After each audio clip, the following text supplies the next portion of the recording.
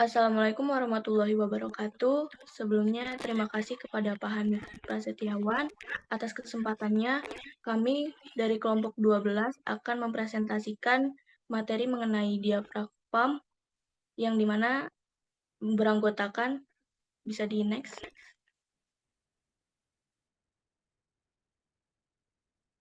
Baik, sebelumnya kami akan mengenalkan anggota kami. Yang pertama ada Fajar Ayu Kurnia Nita Ningrum dengan akhiran NIM 007. Yang kedua ada Prisma Chandra Mulyati dengan akhiran NIM 027. Lalu selanjutnya ada Savana Izatul dengan akhiran NIM 037.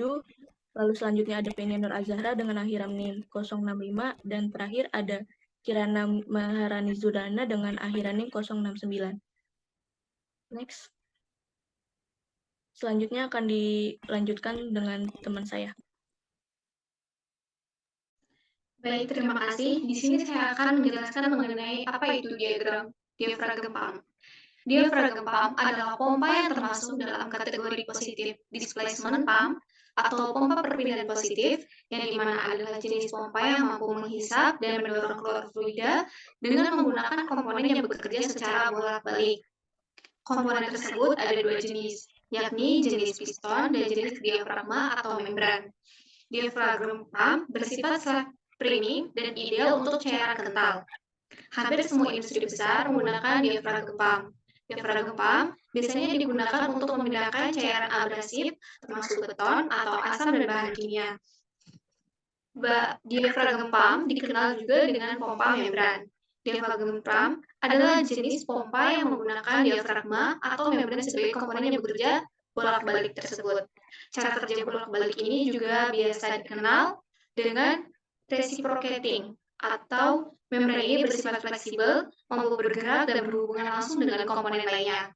Dinamika membran nantinya akan menghasilkan daya hisap fluida ketika bergerak mundur dan daya tekan keluar fluida ketika bergerak maju. Terima kasih, saya kembalikan kepada moderator.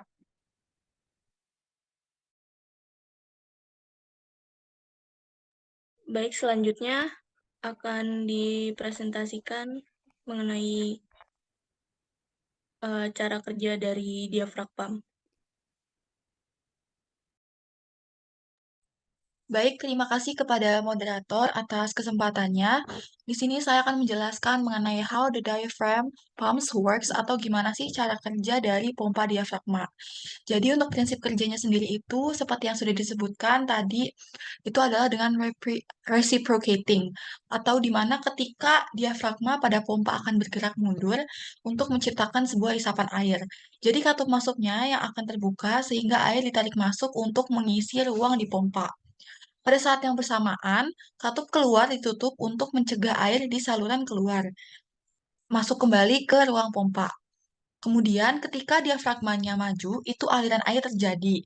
Jadi katup outletnya terbuka untuk memungkinkan air mengalir dari ruang pompa ke outlet. Sedangkan untuk katup saluran masuk atau katup inletnya juga ditutup untuk mencegah air di ruang pompa kembali ke saluran pasokan air asli.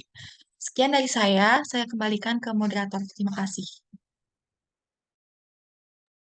Baik, terima kasih. Selanjutnya akan dipaparkan video mengenai cara kerja dari diafragma.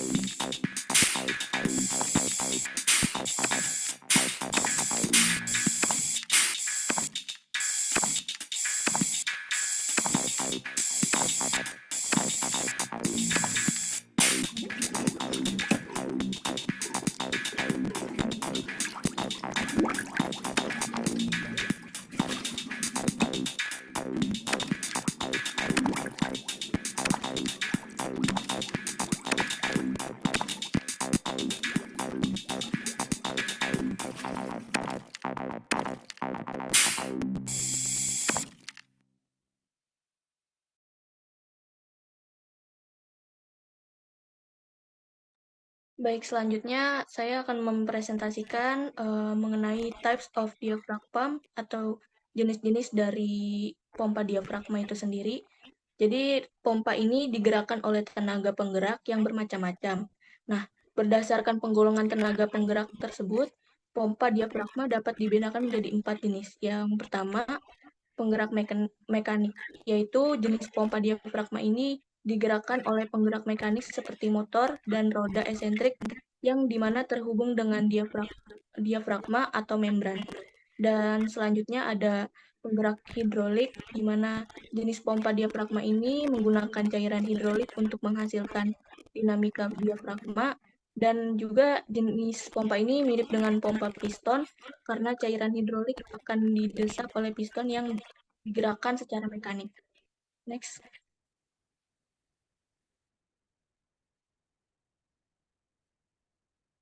Baik, selanjutnya ada dari penggerak angin. Jadi jenis pompa diafragma ini disebut dengan air-operated double diaphragm karena memiliki dua pompa diafragma yang saling berhadapan dan dihubungkan oleh piston. Nah, jenis pompa ini memanfaatkan tekanan angin sebagai penggerak diafragmanya. Selanjutnya ada penggerak solenoid dan di mana jenis pompa diafragma ini menggerakkan diafragma dengan menggunakan piston yang energi gerakannya bersumber dari gaya magnet solenoid. Nah, solenoid ini adalah alat yang mampu menghasilkan gerakan mekanik linier jika dialiri oleh arus listrik. Selanjutnya akan dipresentasikan mengenai detail konstruksi dan juga fungsinya.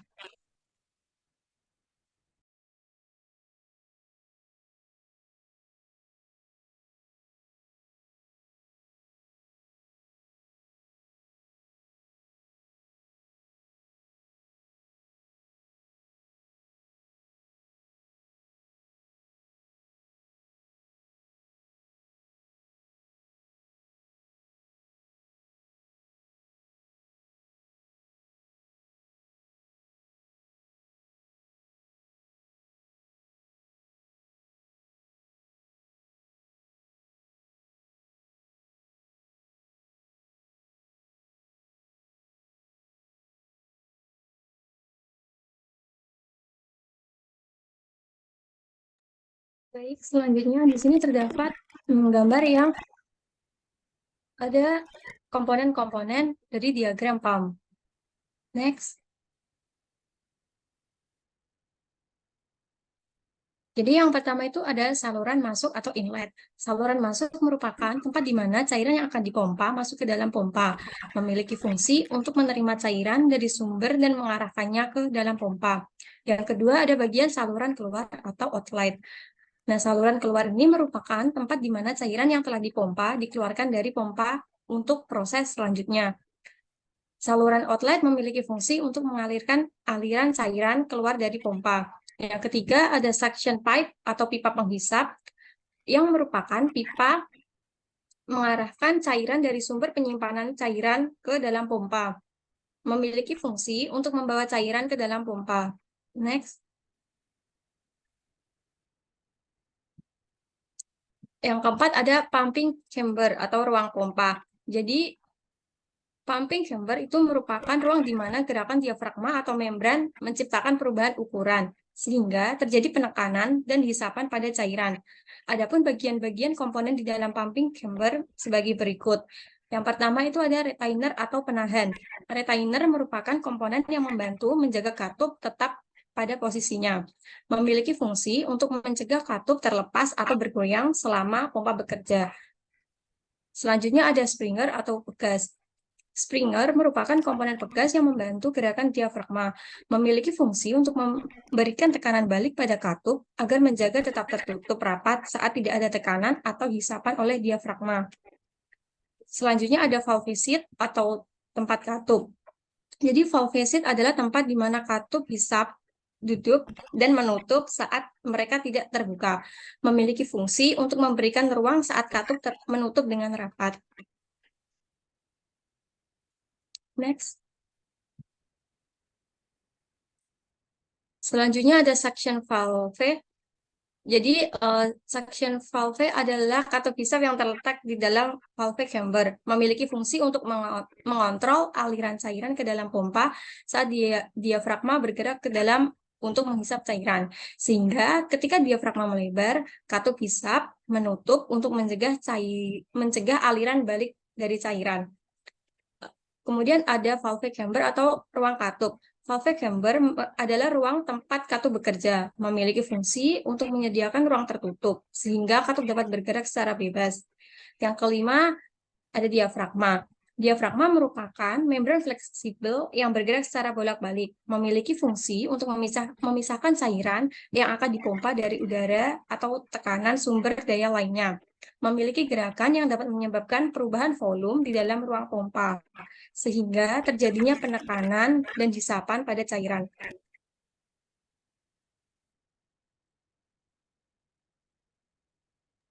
Baik, selanjutnya akan disampaikan mengenai aplikasi pada industrinya.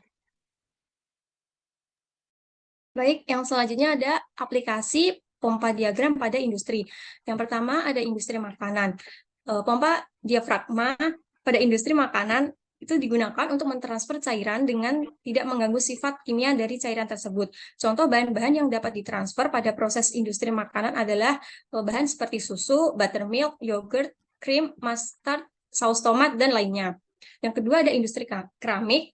Ini digunakan dalam transfer lumpur dan mengisi dari cetakan, serta digunakan dalam proses terakhir pembuatan kaca, di mana lapisan glasir diterapkan dalam sirkulasi dan disemprotkan.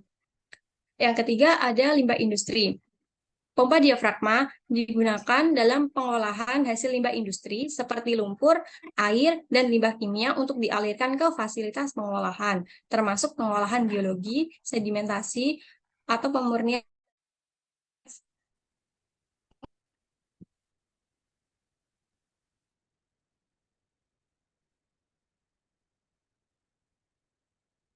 Bisa di next.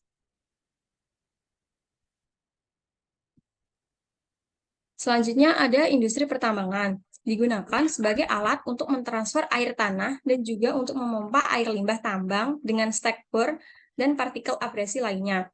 Yang terakhir, pada aplikasi industri penghasil produk olahan minyak bumi. Digunakan untuk mentransfer produk minyak bumi, proses limbah, perekat, pelarut berbasis air, cat, tinta, dan lainnya. Pompa diafragma ini sangat cocok untuk digunakan di area yang mudah terbakar.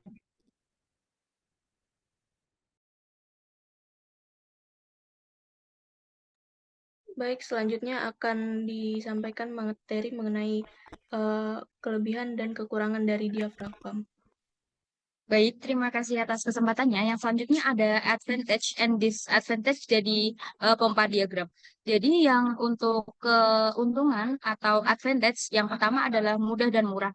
Jadi pompa diafragma mudah pada proses instalasi dan untuk merawatnya juga tidak mahal. Setelah itu mampu memompa berbagai fluida. Jadi pompa diafragma mampu digunakan untuk berbagai fluida mulai dari air, lumpur, hingga bahan kimia yang berbahaya. Yang selanjutnya penggunaan dari pompa diafragma pompa ini, komponen utama diagram pompa adalah membran dari karet sehingga memerlukan perapat mekanis. Setelah itu ada tahan dalam tekanan. Pompa diafragma tahan dalam ledakan sehingga tidak mudah rusak jika bekerja tanpa adanya beban. Untuk kerugian sendiri dari diafragma pompa, yang pertama adalah kapasitasnya rendah. Kapasitas tampung akan bergantung pada besar kecilnya ukuran pompa dan tidak bergantung pada perubahan kecepatan hisap dan dorong pompa. Yang selanjutnya aliran berdenyut. Jadi pada pompa diafragma ini memiliki denyut. Oleh karena itu harus dipasang peredam di atas pompa untuk mengurangi denyut dari pompa diafragma. Yang terakhir adalah efisiensi rendah. Jadi pompa diafragma cenderung memiliki efisiensi rendah pada kapasitas yang tinggi. Terima kasih.